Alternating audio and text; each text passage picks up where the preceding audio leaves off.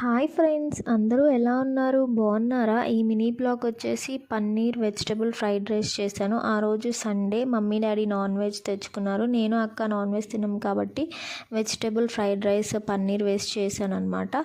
First పన్నీర్ని ప్యాన్లో ఉప్పు, కారం, నెయ్యి, పసుపు వేసి ఫ్రై చేసుకొని పక్కన పెట్టుకున్నాను, ప్యాన్ ఫ్రై లాగా. తర్వాత ఐరన్ కళాయి తీసుకొని దాంట్లో గీ వేసుకొని చెక్క, లవంగా, యాలక్కాయ వేసిన తర్వాత వెజిటబుల్స్ వేసాను.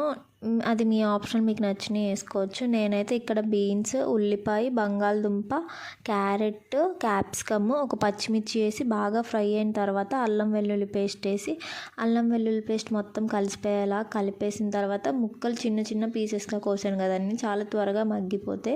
అలా మగ్గిపోయిన తర్వాత పసుపు, కారం, ఉప్పు, గరం మసాలా 1.5 స్పూన్ వేసుకున్నాను. స్పైస్ కొంచెం మేము తక్కువే తింటాం కదా. ఇవి కూడా బాగా కలిసేంత వరకు తిప్పేసి అలా 2-3 మినిట్స్ మనం తిప్పుతూ ఉంటే అవి బాగా ఫ్రై అయిపోతాయి కదా, బాగా మెత్తబడిపోతాయి కదా ముక్కలు. ఈ టైంలో ఇంకా నేను ఏం చేశానంటే బాస్మతి రైస్ వేసాను.